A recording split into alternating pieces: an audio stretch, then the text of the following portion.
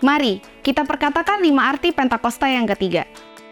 Yang pertama, Pentakosta yang ketiga adalah pencurahan Roh Kudus yang dahsyat di zaman ini, melebihi yang terjadi di Azusa Street. Yang kedua, Pentakosta ketiga akan mengakibatkan penuaian jiwa yang terbesar dan terakhir sebelum Tuhan Yesus datang kembali. Yang ketiga, Pentakosta ketiga akan membangkitkan generasi Yeremia, yaitu anak-anak muda yang dipenuhi Roh Kudus, cinta mati-matian terhadap Tuhan Yesus, tidak kompromi terhadap dosa, dan akan bergerak untuk memenangkan jiwa. Yang keempat, Pentakosta ketiga lahir di Indonesia dan bergerak ke bangsa-bangsa. Gerakan ini dari timur ke barat dan akan kembali ke Yerusalem. Yang kelima, Pentakosta ketiga akan memberikan kuasa untuk menyelesaikan amanat agung, dan setelah itu Tuhan Yesus datang kembali. Mazmur 91. Dalam lindungan Allah.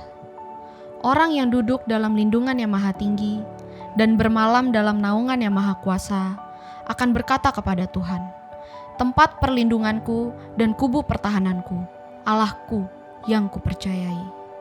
Sungguh, dialah yang akan melepaskan engkau dari jerat penangkap burung, dari penyakit sampar yang busuk. Dengan kepaknya, ia akan menudungi engkau. Di bawah sayapnya, engkau akan berlindung. Kesetiaannya ialah perisai dan pagar tembok. Engkau tak usah takut terhadap kedahsyatan malam, terhadap panah yang terbang di waktu siang, terhadap penyakit sampar yang berjalan di dalam gelap, terhadap penyakit menular yang mengamuk di waktu petang.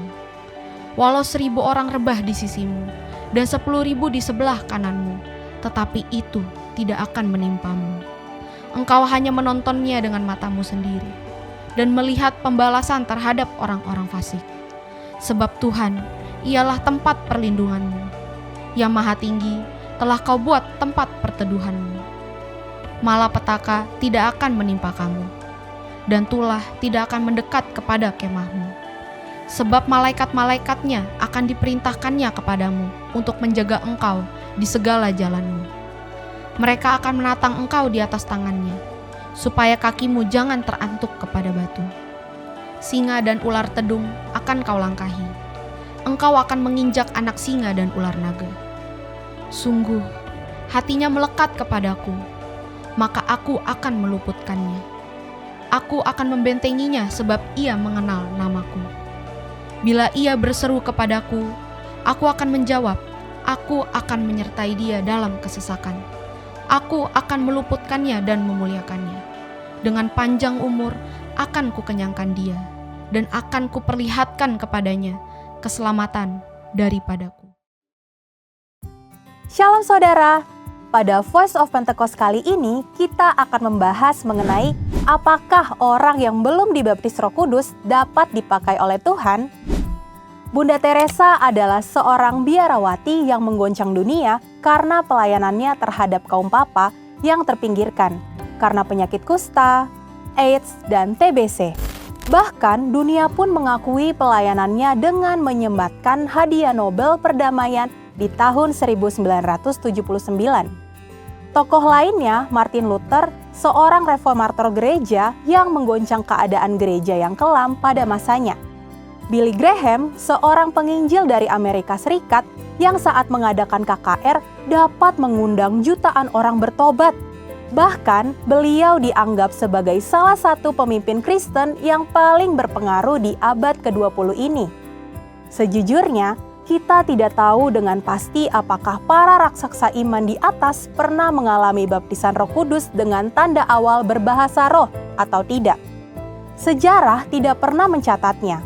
Maka timbullah pertanyaan, mengapa seseorang perlu dibaptis dengan Roh Kudus dengan tanda awal berbahasa roh, padahal ada orang yang belum atau tidak menunjukkannya secara nyata, tetapi tetap dipakai Tuhan dengan luar biasa. Pengakuan Iman GBI berkata bahwa baptisan Roh Kudus adalah karunia Tuhan untuk semua orang yang telah disucikan hatinya. Tanda awal baptisan Roh Kudus adalah berkata-kata dengan bahasa roh, sebagaimana diilhamkan oleh Roh Kudus. Teologi Pentakosta sangatlah menekankan tentang pengalaman dibaptis dengan Roh Kudus, sebagai satu hal yang terpisah dari karya keselamatan Kristus yang bertujuan untuk penyelesaian amanat agung. Dengan kuasa Roh Kudus, amanat agung Tuhan Yesus pasti terselesaikan. Sebelum Tuhan Yesus terangkat ke surga, Ia berpesan agar para murid tidak meninggalkan Yerusalem dan menyuruh mereka tinggal di sana sambil menantikan janji Bapa, yaitu janji bahwa para murid akan dibaptis dengan Roh Kudus. Poin penting di sini adalah baptisan Roh Kudus adalah janji Bapa untuk semua orang percaya. Selanjutnya, di Kisah Para Rasul pasal kedua adalah peristiwa turunnya Roh Kudus ke atas para rasul, yang lebih kita kenal dengan peristiwa Pentakosta, di mana para rasul mulai berkata-kata dengan bahasa-bahasa lain, seperti yang diberikan oleh Roh itu kepada mereka untuk mengatakannya. Dari sini, kita dapat lihat bahwa janji Bapa tentang baptisan Roh Kudus selalu disertai dengan pengalaman karunia berbahasa roh. Dari peristiwa di atas, kita dapat melihat dengan jelas ada perbedaan antara menerima Roh Kudus, yaitu keberdiaman dengan dipenuhi Roh Kudus, atau dibaptis dengan Roh Kudus, yaitu kepenuhan. Setiap orang yang telah menerima Yesus sebagai Tuhan dan Juru Selamat, maka Roh Kudus berdiam di dalam dirinya. Bapa memberikan Roh Kudus di dalam hati kita sebagai jaminan dari semua yang telah disediakan untuk kita, yaitu anugerah keselamatan. Seseorang yang telah dibaptis dan dipenuhi dengan Roh Kudus akan memiliki kuasa untuk menyelesaikan amanat agung, sesuai yang tertulis dalam Kisah Para Rasul pasal 1 dan 2. Dalam hal ini, kita melihat bahwa baptisan Roh Kudus berfungsi secara eksternal. Alkitab mencatat dampak dari baptisan Roh Kudus secara internal sebagai berikut. Yang pertama, baptisan Roh Kudus mengubah kehidupan doa kita. Yang kedua, baptisan Roh Kudus membangun iman kita. Yang ketiga, baptisan Roh Kudus menyempurnakan pujian dan penyembahan kita. Yang keempat, baptisan Roh Kudus meningkatkan kepekaan rohani kita. Robert P. Menzies di dalam bukunya yang berjudul Speaking in Tongues mengatakan, tanda kedewasaan Kristen tidak diukur dengan sudah atau belum mengalami baptisan roh, melainkan diukur dari hidup yang menghasilkan buah roh. Hal ini juga bagian dari proses pengudusan atau sanctification.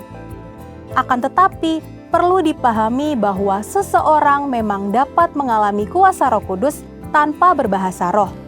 Tetapi hal ini bukanlah pengalaman Alkitab yang utuh sebagaimana tertulis di Kisah Para Rasul pasal 1 dan 2. Dari penjelasan di atas, kita dapat simpulkan, meskipun seseorang belum dibaptis Roh Kudus, ia dapat dipakai Tuhan secara dahsyat. Namun, pengalaman baptisan Roh Kudus akan membuat orang percaya lebih maksimal dalam melayani tubuh Kristus. Jikalau Alkitab menuliskan adanya pengalaman kepenuhan Roh Kudus dengan tanda awal berkata-kata dalam bahasa roh, mengapakah kita tidak merindukannya? Saudara, untuk penjelasan lebih lengkapnya dari tim teologi kami, jangan lupa untuk membuka link yang ada di atas atau scan QR Code yang tersedia. Tuhan Yesus memberkati.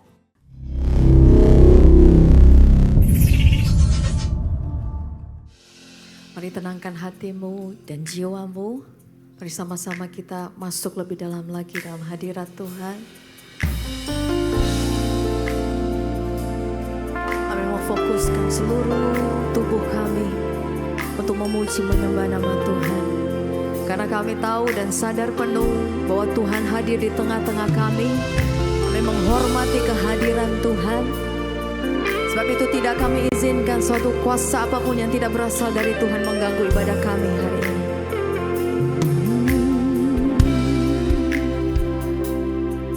Ku rasakan kasih-Mu Tuhan, ku rasakan kuasa-Mu Tuhan, ku rasakan kasih kuasa Roh Kudus, ku rasakan kehadiran-Mu. Mari sama-sama. Ku rasakan kasih-Mu Tuhan,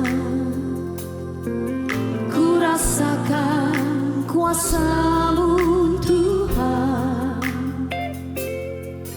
ku rasakan kasih kuasa Roh Kudus, ku rasakan kehadiran. Minta Tuhan curahkan kuasa-Nya. Curahkanlah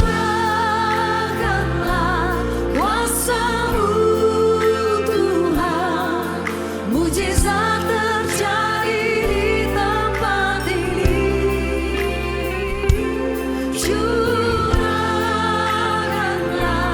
kuasa-Mu Tuhan, mujizat terjadi sekarang ini.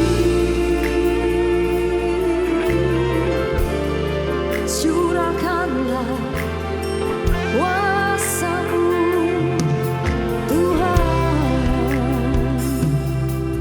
ku rasakan kasih-Mu Tuhan, ku rasakan kuasa-Mu Tuhan, ku rasakan kasih kuasa Roh Kudus, ku rasakan kehadiran-Mu. Sekali lagi katakan, ku rasakan kasih-Mu Tuhan, ku rasakan kuasa-Mu Tuhan, ku rasakan kasih dan kuasa. Ku rasakan kehadiran. Mari curahkan kuasa-Mu Tuhan. Curahkanlah kuasa-Mu Tuhan, mujizat terjadi di tempat ini. Curahkanlah kuasa-Mu Tuhan, mujizat terjadi sekarang ini. Curahkanlah kuasa-Mu, mujizat terjadi. Curahkan atas kami. Curahkanlah kuasa-Mu, minta kuasa-Mu dicurahkan terjadi sekarang ini. Mari Bapak Ibu jemaat Tuhan, naikkan pujian ini. Katakan, ku rasakan.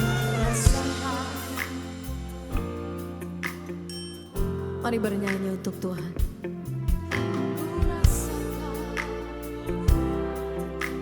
Jangan ada satupun yang terlewatkan Tuhan. Izinkan kami merasakan kasih kuasa-Mu, karena kami perlu Engkau. Kami perlu Engkau lebih dari segalanya. Mari sekali lagi jemaat Tuhan, Engkau yang sungguh mau merasakan kasih kuasa-Nya, katakan, ku rasakan. Oh, ku rasakan.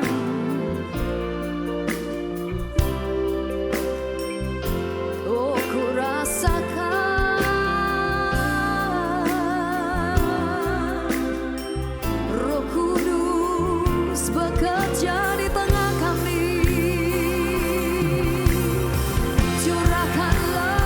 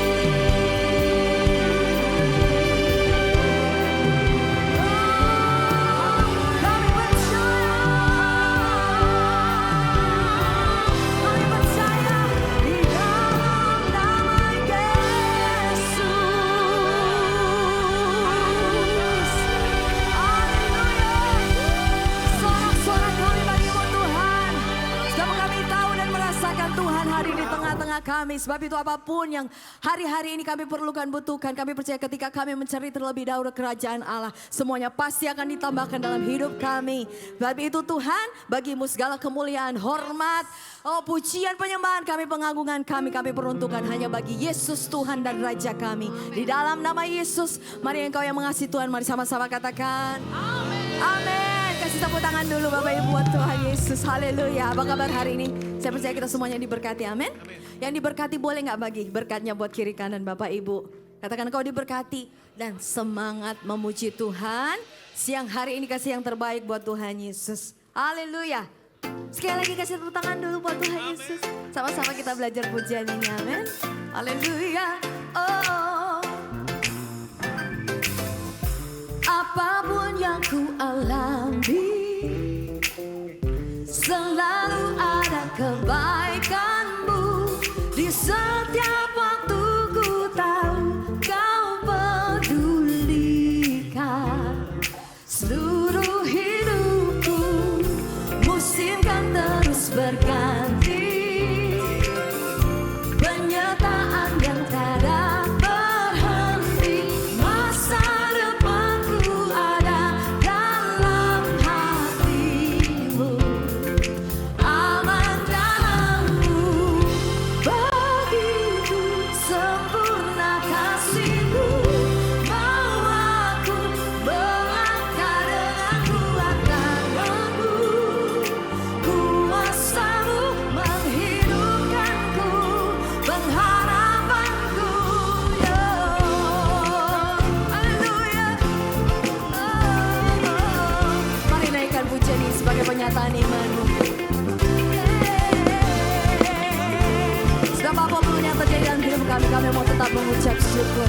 Sebab Tuhan baik. Sama-sama katakan. Apapun yang ku alami, kamu di setiap waktu ku tahu kau pedulikan seluruh hidupku. Musim kan terus berganti, penyertaan yang tiada berhenti. Masa depanku ada dalam hatimu, aman dalammu. Begitu sempurna kasihmu, mau aku melangkah dengan kuat tanganmu. Kuasamu menghidupkanku, pengharapanku. Begitu sempurna kasihmu, mau aku melangkah dengan kuat tanganmu. Kuasamu menghidupkanku, pengharapanku. Yang menaruh pengharapannya di dalam Tuhan Yesus boleh lambaikan tangannya. Kau melihat tangan-tangan yang terangkat Tuhan. Haleluya. Harapan, harapan, harapan.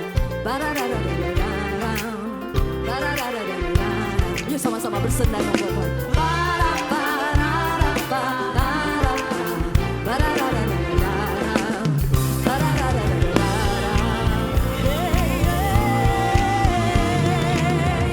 Begitu sempurna kasihmu, mau aku melangkah dengan kuat tanganku. Kuasamu menghidupkanku,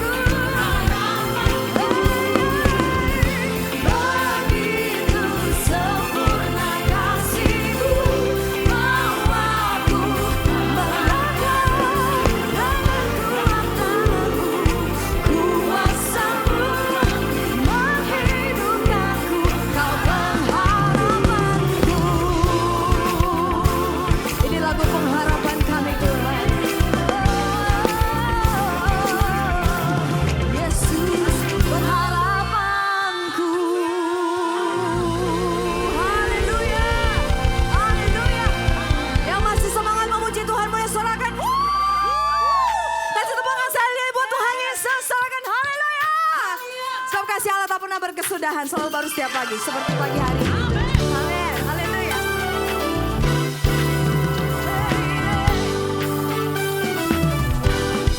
Sama-sama katakan, kasih Allah tak berkesudahan, selalu baru setiap pagi.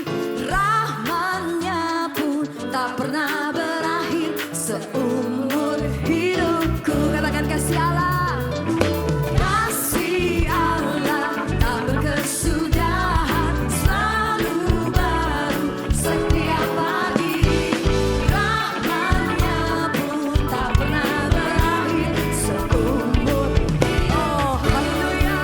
Dengan sukacitaku kembali, dengan sorak-sorai memuji, ku naikkan pujian haleluya. Nyanyi bagi Dia. Sang Raja, nyanyi Sang Raja. Katakan kasih Allah. Kasih Allah tak berkesudahan, selalu baru setiap pagi. Rahman-Nya pun tak pernah berakhir. Bapak Ibu saja jemaat Tuhan katakan kasih Allah. Kasih Allah tak berkesudahan. Engkau yang percaya kasih-Nya tak berkesudahan. Oh, nyanyi bagi Dia. Amin. Masih Bapak Ibu saja katakan dengan sukacita, dengan sukacita, dengan sorak-sorai, naikkan pujian, sorakan haleluya, nyanyi bagi Dia, nyanyi bagi Dia. Yuk sama-sama katakan dengan sukacita, sukacitaku kembali, dengan sorak-sorai. Mari bersukacita di hadirat-Mu Tuhan. Naikkan pujian, haleluya, nyanyi bagi Dia. Ya Sang Raja, nyanyi bagi Dia, nyanyi bagi Dia, Sang Raja.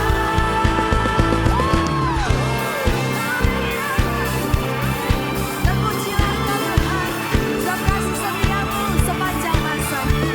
Tak pernah berubah, dahulu sekarang sampai selama-lamanya.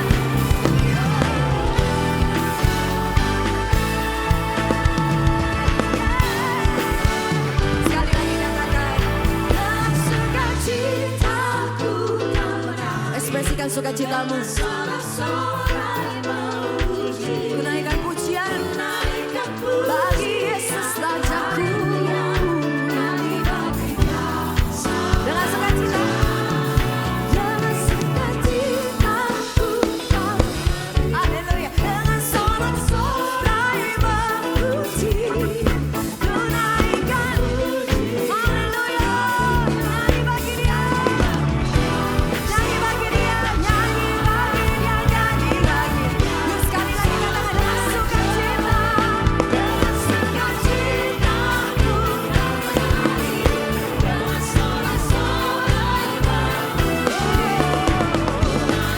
pujian haleluya, nyanyi bagi Dia, Sang Raja, nyanyi bagi Dia, sekali lagi nyanyi bagi Dia, Sang Raja. Sampai kapan Bapak Ibu? Katakan semuanya.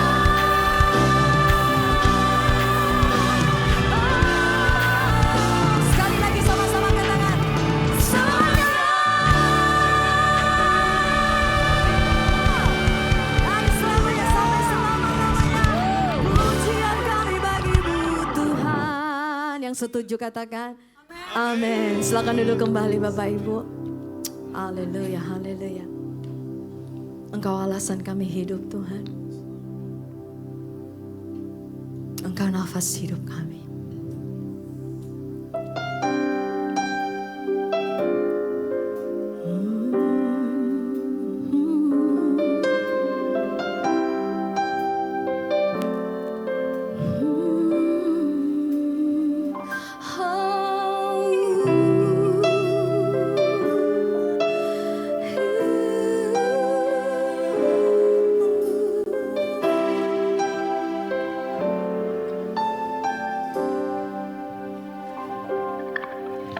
kasih Allahku sungguh telah terbukti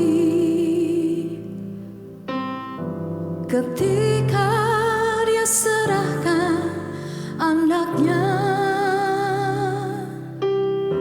Kasih Allah mau berkorban bagi kau dan aku. Tak ada kasih seperti kasih-Mu.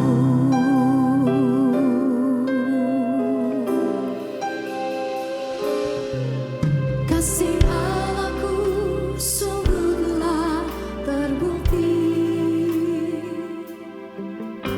ketika Dia serahkan anaknya.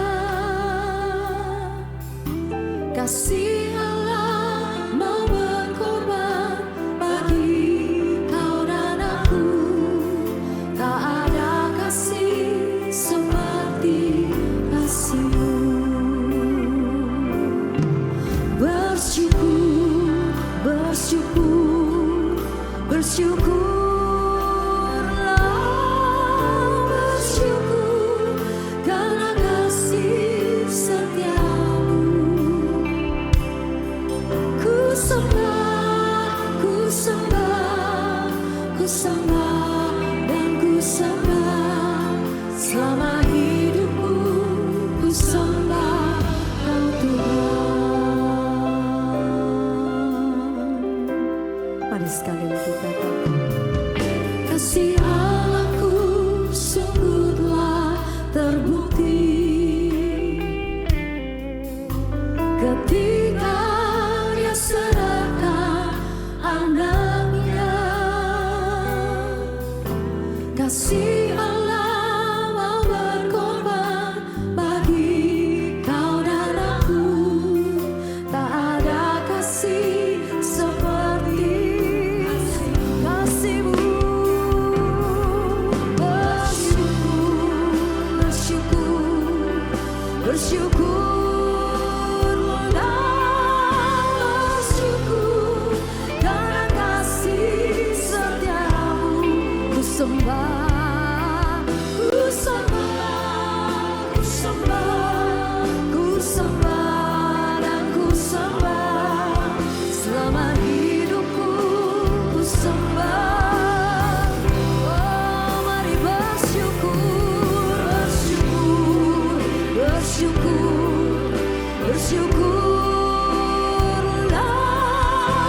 bersyukur karena kasih setia-Mu. Ku sembah, ku sembah, ku sembah dan ku sembah selama hidupku. Ku sembah. Mari saya jemput kita bangkit berdiri sambil naikkan pujian ini. Katakan, ku bersyukur, bersyukur, bersyukur, bersyukur.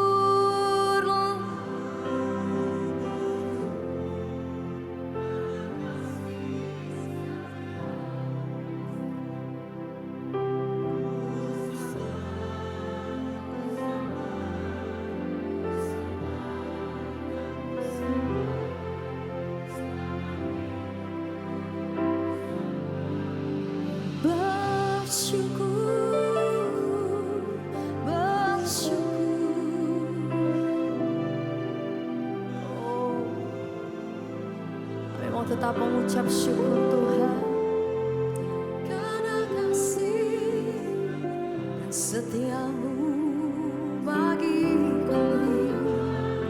Ku sembah, ku sembah.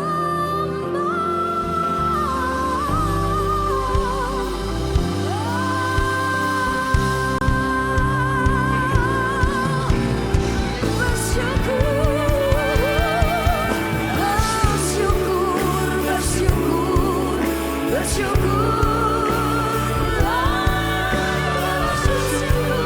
karena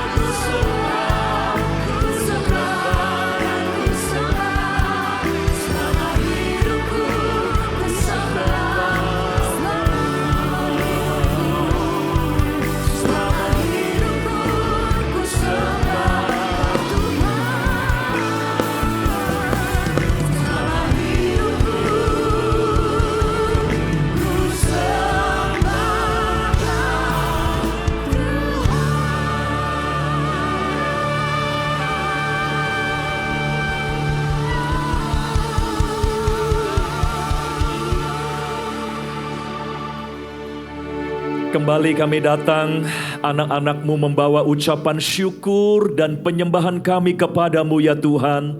Terima kasih buat kehidupan yang Tuhan sudah anugerahkan bagi setiap kami.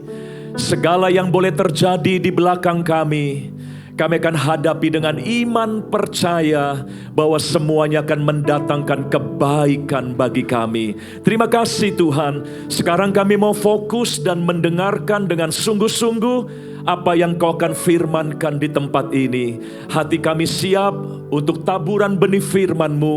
Mari urapi kami semua dan ubahlah terus kehidupan kami dengan kuasa firman-Mu, agar kami menjadi anak-anak Tuhan yang terus didewasakan, sehingga kami sanggup menghadapi apapun yang terjadi dalam kehidupan kami masing-masing.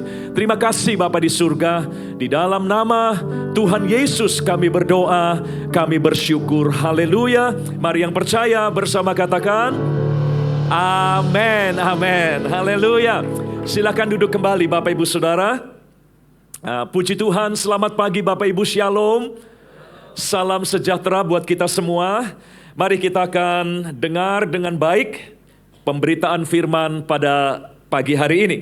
Nah, kita mau belajar dari kehidupan Petrus, yaitu murid Tuhan yang sering juga disebut dengan nama Kefas. Karena kehidupan Petrus mewakili kehidupan kita semua. Problem Petrus adalah problem kita juga. Ya, tantangan-tantangan yang ada dalam hidup Petrus adalah tantangan-tantangan yang ada juga dalam kehidupan kita. Makanya kehidupannya sangat relevan, ya, dan punya benang merah yang kuat dengan kehidupan kita semua. Saya beri judul dengan kalimat up and down the Peter's life, ya, artinya naik turunnya kehidupan Petrus. Nah, bukankah kita juga sering naik turun? Ya, kita adalah orang-orang yang sama tidak konsistennya, begitu ya. Petrus mewakili kita dalam hal ketidakkonsistenan. Petrus pernah berjalan di atas air yang menunjukkan bahwa dia punya iman dan percaya yang luar biasa, tapi gak berapa lama dia tenggelam di tempat yang sama. Nah, bukankah kita juga sama? Kadang kita punya iman yang melejit, kuat, dominan, luar biasa. Tapi gak berapa lama iman kita langsung tenggelam karena keadaan sudah berubah. Nah, saudara, mari kita belajar ya apa yang pernah terjadi dalam kehidupan Petrus. Sekalipun hidupnya up and down, tapi dia punya guru yang tidak pernah berhenti mengasihi dia. Kita juga sama. Hidup kita juga sering up and down, tapi kita punya Allah yang tidak pernah berhenti mengasihi kita. Kasih-Nya tidak akan pernah gagal bagi kita orang-orang yang sering gagal. Nah, inilah inti dari yang kita mau pelajari pada hari ini, sehingga kita nggak perlu menyerah dengan kegagalan, kejatuhan, atau momen-momen di mana kita merasa begitu buruknya kita di hadapan Tuhan. Ya, jangan kita menyerah, karena Petrus pernah ada di momen yang sama dan terbukti Tuhan tidak pernah membuang orang seperti Petrus. Ya, tidak ada dalam kerajaan sorga budaya cancel culture. Bapak Ibu yang suka main media sosial kan tentu tidak asing dengan istilah ini ya. Cancel culture, budaya cancel. Nggak cocok dikit, cancel, unfollow, ya, remove, begitu. Ya, sorga tidak punya budaya cancel culture. Ya, yang ada adalah counsel culture. Kalau toh anak-anaknya jatuh, Tuhan nggak remove, Tuhan nggak cancel, tapi Tuhan counsel, Tuhan bimbing, ya, Tuhan pulihkan, Tuhan dampingi. Nah, inilah kesaksian Petrus yang dia mau ceritakan kepada kita. Dia pernah jatuh, tapi Tuhan tidak meng-cancel dia, tapi Tuhan meng-counsel dia, sehingga dia bisa bangkit kembali, dan bahkan dia menjadi salah satu soko guru dari gereja mula-mula pada zaman itu.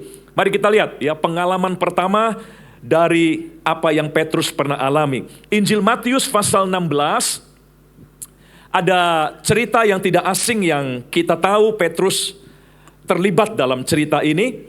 Matius 16 ayat 13 sampai 19 ya. Dikatakan demikian. Setelah Yesus tiba di daerah Kaisaria Filipi, ia bertanya kepada murid-muridnya, kata orang, siapakah anak manusia itu? Siapa aku ini gitu ya. Nah, jawab mereka, ada yang mengatakan Yohanes Pembaptis, ada juga yang mengatakan Elia, ada pula yang mengatakan Yeremia atau salah seorang dari para nabi. Nah, lalu Yesus bertanya pada mereka, ya, tetapi apa katamu? Siapakah aku ini? Nah, maka jawab Simon Petrus, engkau adalah Mesias, anak Allah yang hidup. Nah, kata Yesus kepadanya, berbahagialah engkau, Simon bin Yunus, sebab bukan manusia yang menyatakan itu kepadamu, melainkan Bapa-Ku yang di sorga. Dan aku pun berkata kepadamu, engkau adalah Petrus, dan di atas batu karang ini aku akan mendirikan jemaatku, dan alam maut tidak akan menguasainya. Kepadamu akan kuberikan kunci kerajaan sorga. Apa yang kau ikat di dunia ini akan terikat di sorga, dan apa yang kau lepaskan di dunia ini akan terlepas di sorga. Saudara, inilah the moment of glory dari Petrus. Ini momen di mana Petrus dimuliakan. Ya, karena jawabannya tepat. Sementara yang lain hanya kata orang, ya, Yesus katanya Elia lah, Yeremia lah, salah satu dari nabi-nabi lah. Nah, Yesus nggak puas kalau murid-muridnya hanya kenal dia dari kata orang. Makanya Yesus mendesak, ya, jangan dari kata orang. Menurut kamu sendiri, siapa aku ini? Begitu pertanyaannya sangat pribadi, ya. Menurut kamu siapa? Jangan menurut orang. Ya, menurut kamu aku siapa? Semua diam. Di tengah kebisuan yang ada, tiba-tiba Petrus, ya, memberanikan diri dengan jawaban, engkau Mesias, anak Allah yang hidup. Wow. Dan ternyata itu jawaban yang menyenangkan hati Tuhan. Makanya Tuhan berkata, berbahagialah engkau, Simon bin Yunus. Lalu Petrus dapat bonus, ya. Kamu akan jadi batu karang, di mana akan kudirikan jemaatku. Di situ, dan kepadamu kuberikan kunci. Waduh, luar biasa. Satu jawaban yang membuat Petrus mendapat banyak berkat pada waktu itu. Inilah the moment of glory dari Petrus. Tapi ceritanya nggak selesai sampai di situ. Mari kita lanjutkan. Apa yang terjadi setelah itu? Setelah sukses, kita bilanglah ini suksesnya Petrus lah. Ya, ini prestasi Petrus yang bisa dibanggakan. Mungkin Petrus berkata, nah, ternyata saya lebih hebat daripada murid-murid yang lain. Secara manusia bisa saja Petrus merasa pada momen ini dia merasa lebih pintar, dia merasa lebih peka, dia merasa lebih dewasa, lebih tahu. Dan Yesus mengakui jawaban Petrus itu betul. Ya, itu momen yang pasti membanggakan Petrus. Tapi kisah selanjutnya terjadi. Next, yuk kita lihat. Masih di pasal 16, ya, Matius 16, setelah peristiwa itu, tercatat peristiwa berikutnya, ayat 21 sampai 23. Nah, ceritanya begini. Sejak waktu itu, Yesus mulai menyatakan kepada murid-muridnya bahwa ia harus pergi ke Yerusalem dan menanggung banyak penderitaan dari pihak tua-tua, imam-imam kepala, ahli-ahli Taurat, lalu dibunuh dan dibangkitkan pada hari ketiga. Jadi Yesus mulai bicara tentang penderitaan. Nah, langsung ayat 22, Petrus, ya, karena merasa tadi responnya benar di peristiwa sebelumnya, kali ini dengan pede, dengan percaya diri, dan dia yakin kali ini dia benar juga begitu, karena barusan dia benar. Nah, seringkali kita kan berpikir begitu kan, kemarin saya benar, maka hari ini saya juga pasti benar. Ya, waktu itu saya berhasil, maka kali ini pun pasti saya berhasil pula. Karena kemarin saya sudah pernah berhasil. Nah, Petrus punya asumsi yang sama. Begitu Yesus bicara tentang penderitaan, lalu ayat 22 dikatakan, tetapi Petrus menarik Yesus ke samping dan menegur dia, katanya, Tuhan, kiranya Allah menjauhkan hal itu. Hal itu sekali-kali takkan menimpa engkau. Kelihatan sekali Petrus berani banget menarik Yesus ke samping. Ini tindakan yang kasar sekali. Ya. Kenapa dia berani lakukan? Saya yakin karena dia merasa waktu barusan sebelumnya respon dia benar kok. Kali ini pun pasti respon saya nggak akan salah gitu. Ya, itu manusiawi sekali. Kita nih saudaraku, kalau pernah sukses, merasa kita bisa akan terus sukses seterusnya. Ya, itulah tendensi dari semua orang. Nah, Petrus mengalami hal ini karena barusan responnya dianggap benar, maka kali ini dia membuat respon yang dia yakin nggak salah juga gitu.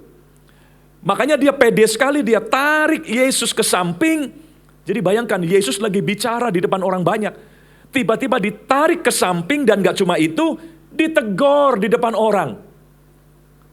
Ya, Petrus menegur Yesus, Tuhan, kiranya Allah menjauhkan hal itu. Hal itu sekali-kali takkan menimpa engkau. Berani banget. Karena dia merasa kali ini dia benar juga begitu ya. Tapi lihat ayat selanjutnya, ayat 23. Maka Yesus berpaling dan berkata kepada Petrus, nah Petrus berpikir pasti akan kalimatnya sama juga, berbahagialah engkau. Kan barusan ngomong begitu Yesus. Tapi kali ini Yesus bilang, enyahlah iblis, engkau suatu batu sandungan bagiku. Dalam bahasa Inggris, Living Bible berkata, get away from me, you Satan. Petrus diiblis-iblisin gitu, saudaraku. Di depan orang juga, Yesus gak mau kalah gitu ya. Ya, you Satan, you are a dangerous trap for me. Ya, engkau menjadi sebuah perangkap jebakan bagiku. Sebab engkau bukan memikirkan apa yang dipikirkan Allah, melainkan apa yang dipikirkan manusia. Saudara lihat, ini adalah dua peristiwa yang berdekatan. Dalam satu hari yang sama. Dalam satu hari yang sama Petrus pernah berhasil dan pernah terjerumus. Dalam satu hari yang sama Petrus pernah dipuji dan pernah dihardik oleh Yesus. Dalam satu hari yang sama dia disebut batu karang. Di jam yang berikutnya dia disebut batu sandungan bagiku. Itulah up and down-nya Petrus. Itulah ketidakkonsistenan Petrus. Dan ini bukan cuma masalah Petrus. Sekali lagi, Petrus mewakili kita semua. Kita adalah Petrus juga dalam hal kondisi yang seperti itu. Ya, dalam satu hari yang sama kita bisa bersuka cita, berkata Tuhan baik. Beberapa jam kemudian kita bisa berkata, kok Tuhan gak adil, ya, kok Tuhan gak baik, dan sebagainya. Sebuah anti klimaks. Dari respon yang benar, tiba-tiba jadi respon yang sangat keliru di mata Tuhan Yesus. Nah saudara, kalau lihat orang seperti ini, harusnya Yesus gak bisa pakai orang seperti ini, saudara. Ya, apa yang mau diharapkan dari orang seperti ini?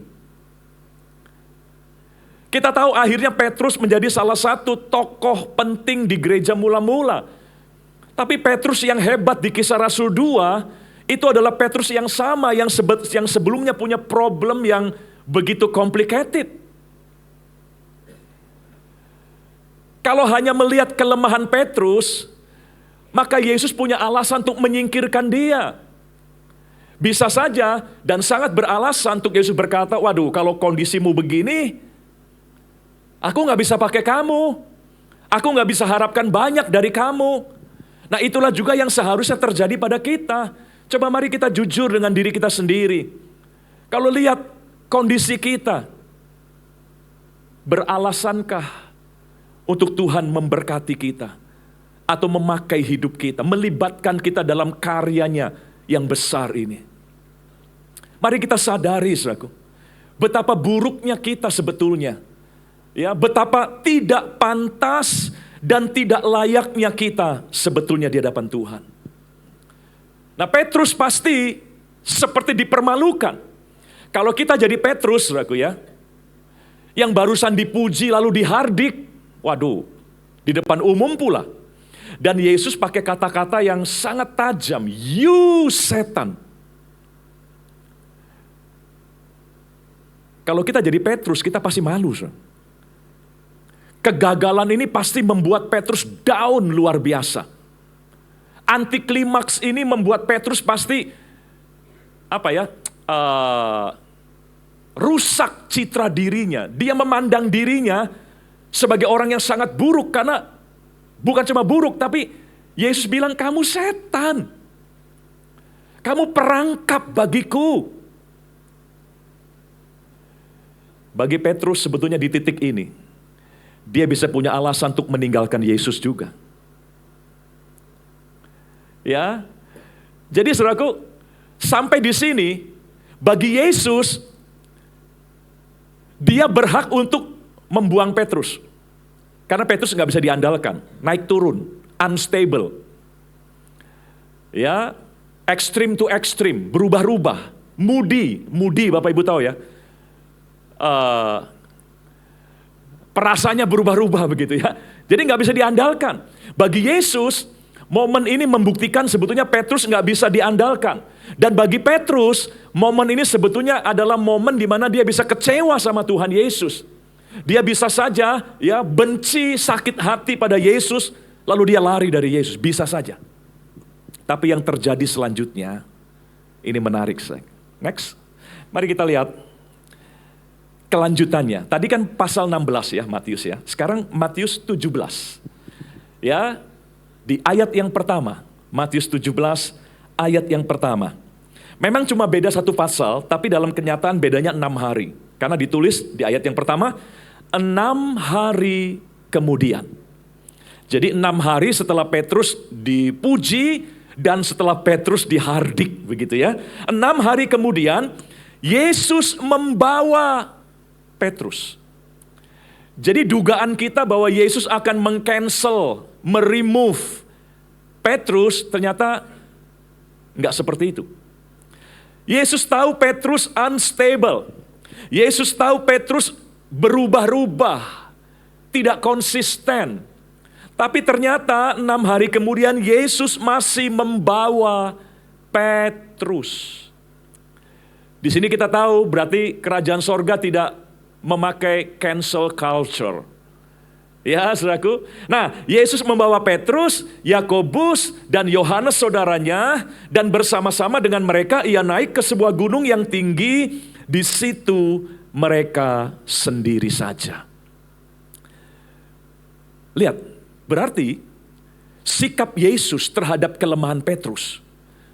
Ya, setelah Yesus tahu Petrus punya kelemahan seperti itu, unstable, berubah-ubah, naik turun, timbul tenggelam. Sikap Yesus yang pertama adalah dia tidak mengganti Petrus dengan orang lain. Tapi dia masih memberi kepercayaan. Dia nggak mengganti dan membuang Petrus seperti yang kita duga. Karena kalau kita pakai cara dunia, Petrus adalah kandidat yang gagal. Tapi Yesus tidak melihat Petrus dan tidak mendefinisikan Petrus dari kegagalannya. Dia masih membawa Petrus untuk momen yang paling secret dalam hidupnya. Sebelum dia masuk ke Yerusalem, menggenapi rencana Allah bagi manusia. Dia libatkan Petrus di momen penting dari perjalanan Tuhan Yesus. Jadi tidak ada tindakan mengganti, meremove, membuang. Karena Tuhan Yesus nggak terkejut dengan kelemahan Petrus tadi. Sama hari ini juga, kalau Petrus bisa hadir di depan kita nih, ya dari poin yang tadi kita sudah bahas, Petrus akan berkata, saya pikir saya dipecat. Tadi pagi saya sampaikan, harusnya yang dia dengar dari mulut Yesus, you are fired. Kamu dipecat. Tapi ternyata yang dia dengar, you are hired. Kamu dipekerjakan. Dan itu sebuah kejutan bagi Petrus.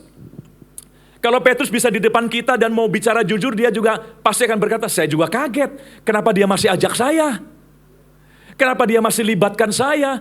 Harusnya dia buang saya bisa terima. Tapi ternyata dia masih mengajak saya. Itu bukti bahwa Allah tidak pernah terkejut dengan kelemahan kita. Kita sering terkejut, kok saya begini ya? Tapi Allah tidak pernah terkejut. Karena Mazmur 103 ayat yang ke-14, Bapak Ibu, ya, saya bawa saudara mundur ke Perjanjian Lama. Mazmur 103 ayat 14 dikatakan, sebab Dia sendiri Allah tahu apa kita ini. Dia ingat bahwa kita ini debu. Jadi mari camkan baik-baik, kesalahan apapun, kegagalan apapun, meskipun mungkin kita terkejut dengan hal itu, tapi Tuhan tidak pernah terkejut. Tuhan sudah mengantisipasi setiap kesalahan dan kegagalan kita, karena Dia tahu siapa kita. Contoh ya, saudara, para pembuat handphone atau gadget gitu ya, meskipun gadget adalah produk canggih, high tech, tapi tetap mereka sadar kesalahan masih bisa terjadi. Meskipun itu produk yang terkini, paling mutakhir, tapi yang namanya error, itu selalu masih bisa terjadi. Jadi pabrik-pabrik pembuat gadget dan handphone sudah mengantisipasi alat canggih ini satu saat bisa error juga. Makanya selalu ada solusinya. Bagaimana merestart, kalau itu ngehang gitu kan, kita merestart, ya, atau kita reboot, ya, bukan reboot, itu ya, BOOT gitu ya, reboot gitu. Nah itu sudah diantisipasi, ya, karena secanggih apapun yang namanya error itu pasti ada. Nah kalau manusia saja bisa mengantisipasi semua kesalahan, Tuhan yang jauh lebih tahu daripada manusia. Waktu Dia ciptakan kita sebagai manusia, sekalipun kita adalah makhluk yang paling hebat di alam semesta ini, ciptaan yang paling mulia, Tuhan sudah mengantisipasi kita bisa salah. Makanya kesalahan Petrus ini ya tidak membuat Tuhan kaget, lalu Tuhan seolah-olah syok, trauma. Saudara, saya mau beritahu kabar baik, Allah tidak pernah trauma dengan kita. Allah tidak pernah kapok dengan kita. Karena Dia tahu siapa kita. Dan Dia siap berdamai dengan keberadaan kita. Dari pihak Yesus seperti itu. Makanya Yesus tetap membawa Petrus, Yakobus, Yohanes untuk menyendiri di atas gunung. Itu dari pihak Yesus. Nah, dari pihak Petrus juga penting. Kita harus lihat. Tadi kan, Petrus bisa saja merasa dipermalukan, disetan-setanin lagi di depan orang lain, baru dipuji. Ya kalau mau negur pakai bahasa lebih halus dong Tuhan Yesus. Kalau saya jadi Petrus mungkin saya bisa nawar gitu ya. Salah ya salah, tapi jangan disetan-setanin gitu. Udah salah dibilang you Satan. Waduh, saudaraku. Petrus bisa saja menggunakan momen itu untuk tidak lagi mau dengan ajakan Tuhan Yesus. Tapi lihat apa yang Petrus lakukan ya. Dia tidak lari meninggalkan Yesus. Dia tidak terkunci pada kegagalannya. Tapi berani menyambut kesempatan yang Yesus masih berikan. Ini kalau saya jadi Petrus ya. Saya bisa saja alasan gini. Mau doa kok ngajak setan? Kan katanya saya setan 6 hari yang lalu. Kan bisa kan orang kalau kecewa lalu berbalik nyindir begitu. Ya, Yesus waktu ngajak, ayo Petrus ikut ke atas gunung. Ngapain? kita sendirian saja berdoa sama Bapa. Saya bisa saja kalau saya ikutin perasaan saya, yang sudah terlanjur kecewa karena merasa dipermalukan oleh Tuhan Yesus di depan umum, saya bisa berkata, ya mau doa kok ngajak setan, katanya saya setan. Tapi Petrus enggak seperti itu. Petrus enggak terkunci dengan kegagalannya lalu dia mengasihani diri sendiri gitu ya. Nah, kita juga harus membangun sikap yang sama.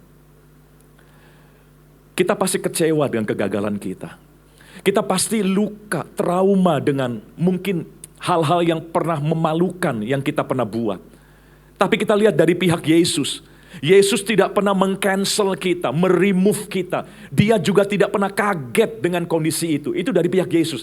Tapi dari pihak kita sendiri, kita juga jangan terus terkunci dengan kegagalan kita.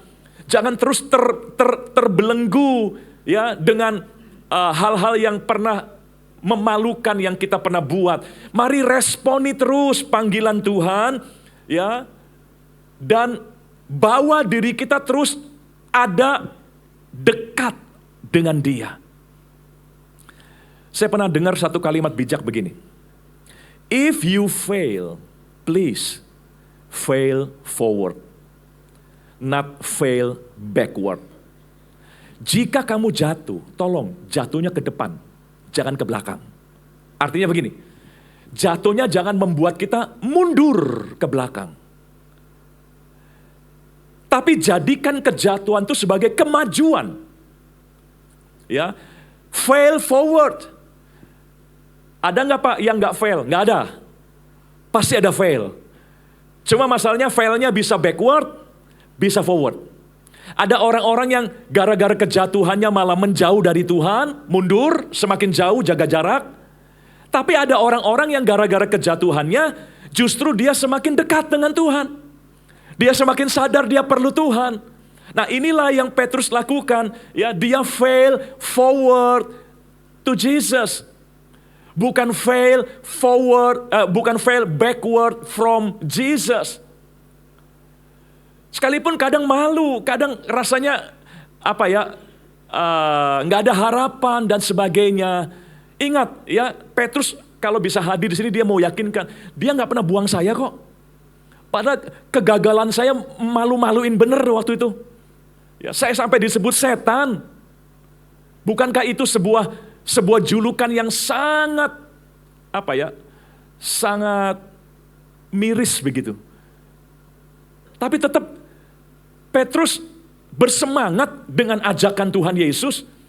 Ya, Petrus tetap bergairah dengan peluang yang masih diberikan oleh Tuhan Yesus. Nah, kita juga sama.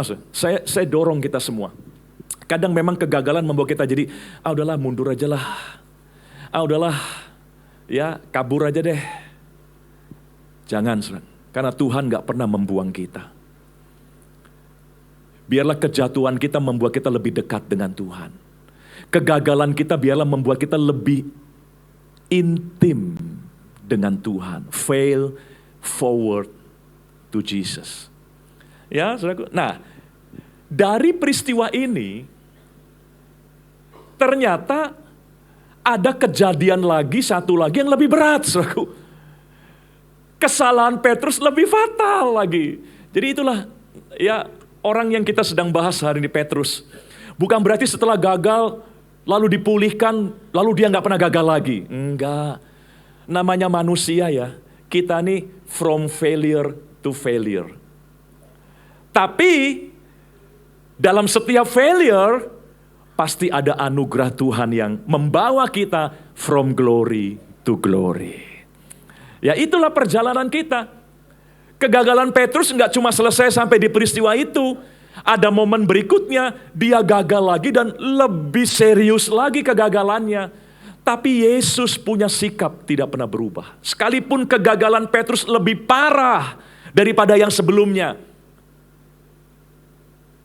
Culture Yesus tidak pernah cancel culture.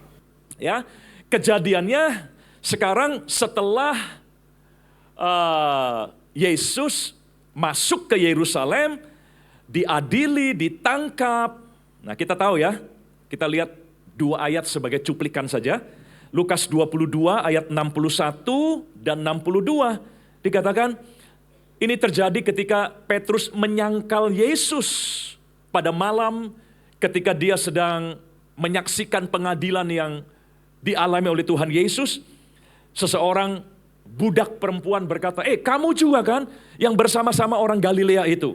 Nah, lalu berpalinglah Tuhan memandang Petrus. Setelah Petrus menyangkal ini ya, lirikannya Tuhan kepada Petrus itu membuat Petrus sangat sedih. Maka teringatlah Petrus bahwa Tuhan telah berkata kepadanya, sebelum ayam berkokok pada hari ini, engkau telah 3 kali menyangkal aku. Lalu ia pergi keluar, Petrus pergi keluar dan menangis dengan sedihnya. Ini menunjukkan bahwa kegagalannya yang kali ini lebih parah daripada kegagalan yang cerita sebelumnya. Waktu dia dibilang Satan, dia nggak nangis. Ya cuma malu aja sih. Cuma tersinggung aja. Ya kok dibilang setan begitu ya. Tapi nggak sampai nangis. Tapi kali ini dia menangis dengan sedih. Dia tahu ini kegagalan yang lebih parah. Saudara, Petrus mungkin berpikir, mungkin kali ini gak ada ampun buat aku. Kemarin Tuhan masih beri kesempatan, mungkin kali ini. Nah, sama, kita juga sering tergoda kan. Ya dulu-dulu lah Tuhan masih bisa pulihkan. Tapi kali ini, apakah dia bisa pulihkan juga? Karena kali ini lebih berat, kali ini lebih parah. Saudara, Petrus mau bersaksi kepada kita, sekalipun pelanggarannya lebih parah, tapi sikap Tuhan tidak berubah. Kita unstable, tapi dia unshaken. Ya, kita unstable, tapi dia unshaken. Dia nggak pernah tergoncang, dia nggak pernah berubah. Mari kita lihat sikap Petrus. Ya, kita lihat Petrus dulu. Tadi kita lihat Yesusnya dulu. Kita lihat sikap Petrus ketika Yesus menjumpai murid-murid di pantai Galilea setelah kebangkitannya dari kubur. Ya, dalam Yohanes 21 ayat 7, bagian B langsung saya tunjukkan, ketika Petrus mendengar bahwa itu adalah Tuhan, jadi Yesus sudah menunggu mereka di pantai. Yesus menunggu mereka di pantai tidak dengan pedang penghakiman. Ya, murid-murid takut ketika sadar, wah itu Tuhan itu. Mereka takut untuk mendekat ke pantai karena mereka tahu, wah ini kita bakal dihakimi nih, kenapa kita kabur kemarin ini. Kenapa kita bubar kemarin. Semua pada terpaku, begitu tahu itu Tuhan. Tapi Petrus, saudaraku, dikatakan ketika Petrus mendengar bahwa itu adalah Tuhan, maka ia mengenakan pakaiannya sebab ia tidak berpakaian, lalu terjun ke dalam danau. Ngapain? Menghampiri Yesus. Padahal seharusnya Petruslah yang paling malu dan paling takut untuk ketemu Yesus. Karena dialah yang paling salah di momen kematian Yesus itu. Dialah yang paling brutal pelanggarannya. Karena dia sudah berjanji bahwa dia tidak akan menyangkal. Tapi ternyata dia tetap menyangkal. Ya, seharusnya Petruslah orang yang paling takut untuk ketemu Tuhan di pantai itu. Tapi lihat Petrus enggak terikat dengan kegagalannya. Dia tahu Yesus tidak pernah mengusir dia. Segagal apapun. Dia memberanikan diri. Ya, perahunya belum sampai ke pantai, dia sudah terjun ke pantai untuk menjumpai Yesus. Nah, sikap Yesus gimana? Begitu lihat Petrus datang, kalau kita jadi Yesus, nah ini yang nyangkal gua nih kemarin. Ya, ngapain kamu mau datang gitu ya? Sikap Yesus adalah di ayat 15. Yohanes 21 ayat 15. Sesudah sarapan, Yesus berkata kepada Simon Petrus, Simon anak Yohanes, apakah engkau mengasihi aku lebih daripada mereka ini 3 kali? Ya, kita semua tahu. Lalu setelah Petrus menjawab, ya aku mengasihi engkau. Dan Tuhan tidak berkata, kalau kamu mengasihi aku, kenapa kamu menyangkal aku? Tapi yang Tuhan ngomong, oke, kamu mengasihi aku ya, gembalakanlah domba-dombaku. Kalau kita jadi Petrus, kita juga surprise. Aduh, gak ditanya-tanya ya soal gagal kemarin. Yesus gak pernah mengungkit-ungkit kegagalan kita. Seringkali kitalah yang mengungkit-ungkitnya. sehingga kita merasa nggak layak terus. Apakah Yesus nggak tahu Petrus pernah gagal? Tahu, makanya dia melirik Petrus kan. No, seolah-olah tuh ini ya yang tadi bilang, yang barusan bilang nggak mau nyangkal, sekarang kamu nyangkal. Lirikan mata Yesus itu menyadarkan Petrus bahwa Yesus tahu dia menyangkal. Tapi Yesus tidak pernah ungkit-ungkit, bahkan dia percayakan, gembalakanlah domba-dombaku. Yesus sediakan sarapan pula di pantai kepada rombongan murid-murid yang baru saja mengecewakan Yesus.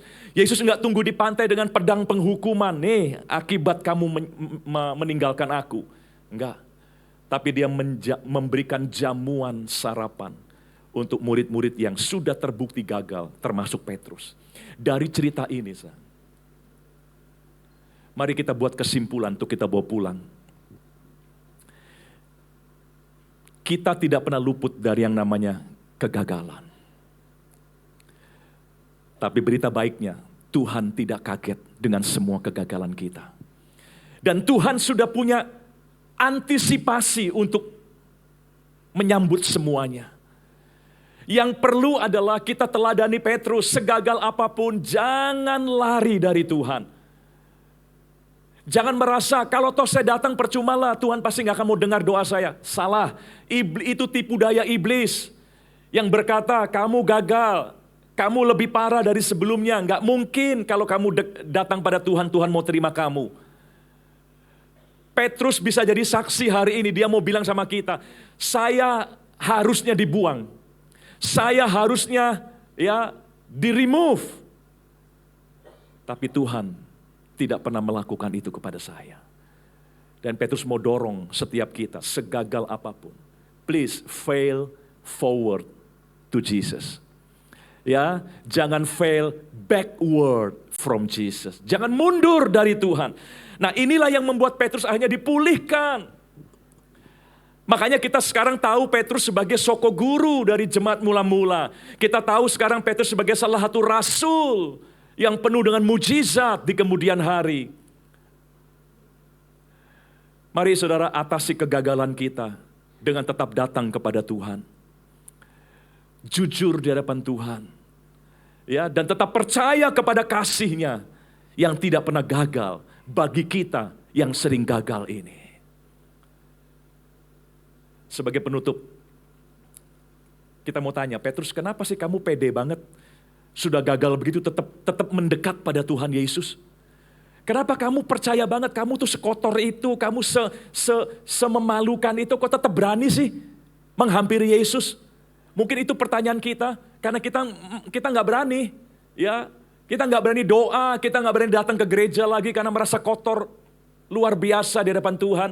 Kita mau tanya Petrus, kamu kok sekotor itu, memalukan itu, kok masih berani datang pada Tuhan Yesus? Petrus menjawabnya lewat suratnya di kemudian hari. Ya, 1 Petrus pasal yang pertama ayat 13, pemusik bisa siap di depan. Nanti saya akan langsung ke Ibrani pasal yang keempat ayat 15 dan 16. Kita lihat dulu 1 Petrus pasal yang pertama ayat yang ke-13. Ya, sebab itu Petrus lewat pengalamannya akhirnya dia tulis surat dan mengencourage kita semua dengan kalimat seperti ini. Sebab itu persiapkanlah akal budimu. Waspadalah. Kenapa harus waspada? Ya, waspada. Jangan sampai putus asa itu menguasai kita. Jangan sampai perasaan ditolak oleh Tuhan itu menguasai kita. Waspadalah. Dan letakkanlah pengharapanmu seluruhnya atas kasih karunia. Ini poinnya. Aku berani tetap datang pada Tuhan meskipun kata orang aku memalukan, meskipun kata orang aku up and down terus, lebih banyak downnya malah. Tapi aku tetap berani karena aku tahu ada kasih karunia pada Yesus. Ya, letakkanlah pengharapanmu seluruhnya atas kasih karunia yang dianugerahkan kepadamu pada waktu pernyataan Yesus Kristus. Kita memang punya banyak kesalahan. Tapi pada Allah ada kasih karunia yang lebih melimpah untuk menerima setiap kita. Bapak Ibu Saudara, inilah yang membuat Petrus tidak pernah takut dengan kegagalannya. Kegagalan memang harus jadi pembelajaran buat kita. Kegagalan memang harus jadi cambuk. ya, yang membuat kita semakin sadar bahwa kita perlu kasih karunia Tuhan. Ayat terakhir yuk, Ibrani 4 ayat 15 dan ayat 16. Ya, ayat 15 bagian A saja dikatakan, sebab imam besar yang kita punya, Yesus imam besar kita, bukanlah imam besar yang tidak dapat turut merasakan kelemahan-kelemahan kita. Jadi dia ngerti kelemahan-kelemahan kita. Nah, dalam bahasa Inggris The Message Bible, kalimat itu dikatakan, we don't have a priest who is out of touch with our reality. Kita punya imam besar yang in touch, yang nyambung dengan kenyataan-kenyataan hidup kita. Apa sih kenyataan hidup kita? Kita unstable. Kita nggak pernah konsisten. Kita naik turun, kita moody, kita gampang berubah-ubah. Itu realitas setiap kita, termasuk realita para murid. Nah, Tuhan kita, imam besar kita, bisa ngerti, bisa nyambung. Jadi nggak akan kaget. Makanya ayat 16-nya, ya, sebab itu marilah kita dengan penuh keberanian. Sekalipun kita dianggap gagal, tapi marilah kita dengan penuh keberanian menghampiri tata kasih karunia, supaya kita menerima rahmat dan menemukan kasih karunia untuk mendapatkan pertolongan kita pada waktunya. Petrus sudah mengalami pertolongan Tuhan itu, di mana kasih karunia Tuhan mengubah hidup dia. Saudara, Allah yang kita sembah, itulah yang pernah memulihkan Petrus. Allah yang kita sembah hari ini, itulah yang pernah mengubah Petrus menjadi rasul yang luar biasa. Hari ini ayo, jangan menyerah dengan kelemahan kita. Jangan menyerah dengan kegagalan-kegagalan kita. Jadikan itu pelajaran, dan biarlah kegagalan-kegagalan itu menyadarkan kita bahwa kita harus lebih dekat dengan sumber kasih karunia itu. Mari tundukkan kepala kita bersama yuk.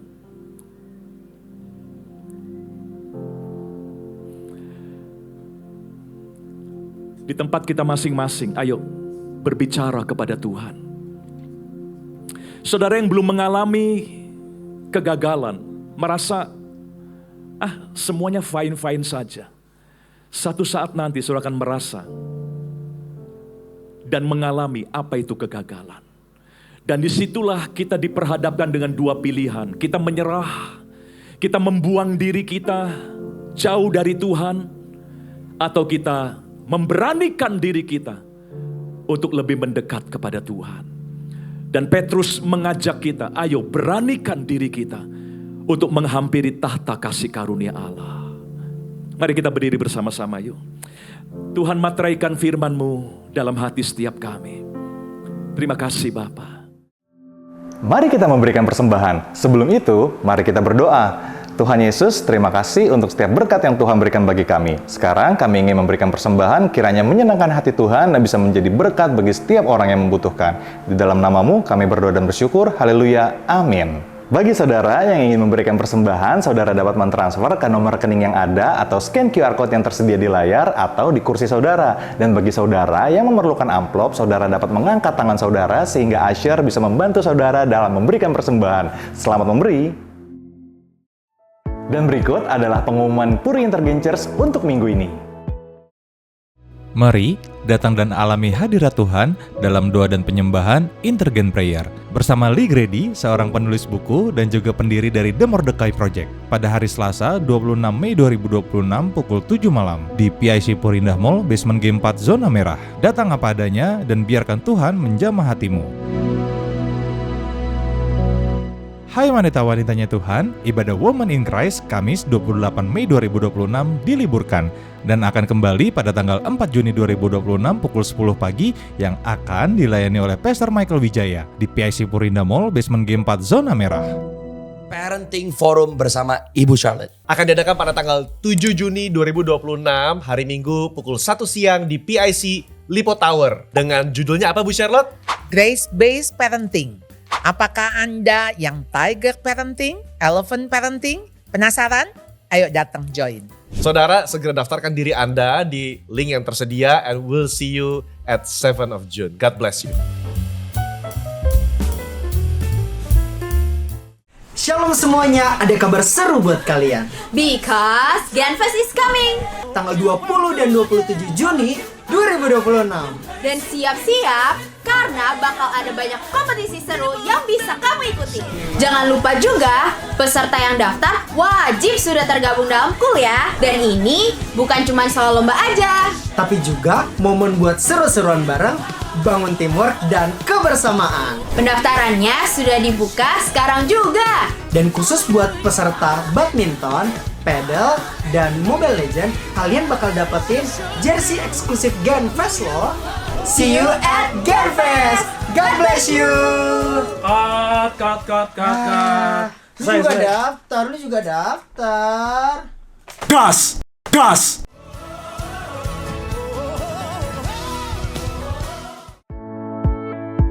Demikian pengumuman untuk minggu ini. Bagi saudara yang memerlukan informasi lebih lanjut, saudara dapat menghampiri Helpdesk setelah ibadah ini selesai. Atau follow sosial media kami untuk mendapatkan update terbaru tentang Puri Intergen Church. See you next week and God bless you.